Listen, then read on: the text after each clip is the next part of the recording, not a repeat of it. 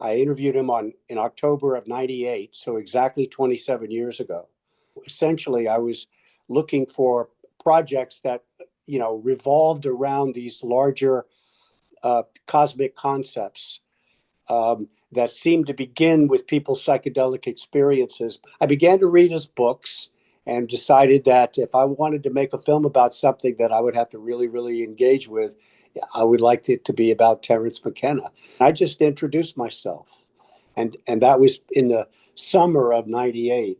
I told him I'd like to interview him and try to make a film with him. And so one day we went to Terence's house on the Big Island. I got ready to interview him, and he was wearing a tie-dye T-shirt. So I said, "You got to change your shirt." I always think about what it's going to look like in the frame. And then we went into the jungle, and we found a place there just outside of his house on his property where we could have this conversation. And it really felt right to me to talk to him like that in that sort of primeval, primal space. And on that day, the lighting cooperated, but we were shooting on 20-minute video cassettes, Beta SP. Um, and so between having to change tapes and running out of batteries, there are places in the conversation where the train of thought just breaks and we come back into something else. When I first put it out, uh, all kinds of people found me right away.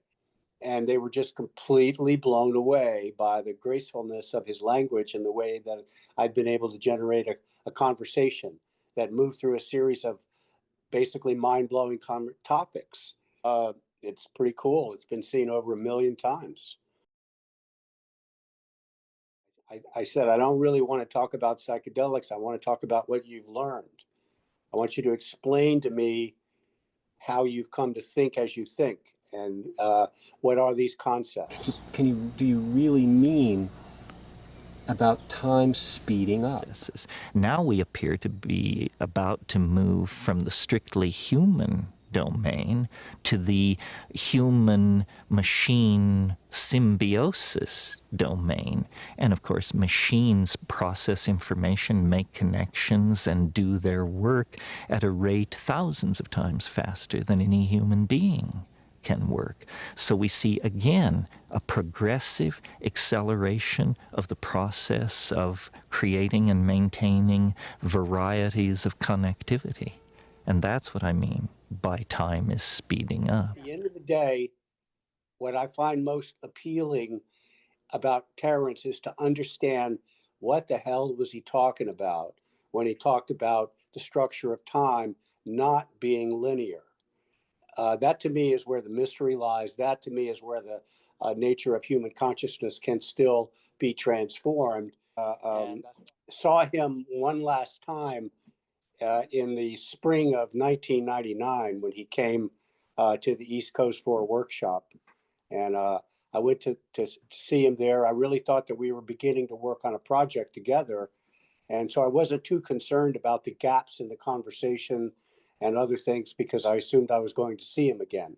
Then I took off on a job that actually took me to Maya ruins in Central America. While I was down there, he got his diagnosis of his brain tumor. It is really about Terence's obsession with the structure of time. And that is the reason why we should be remembering him.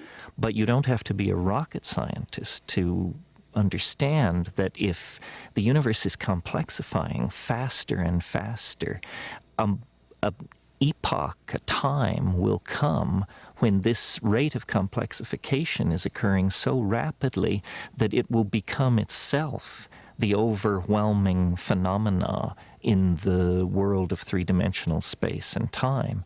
And I think the ordinary man and woman in the street sense a kind of built-in acceleration to time itself.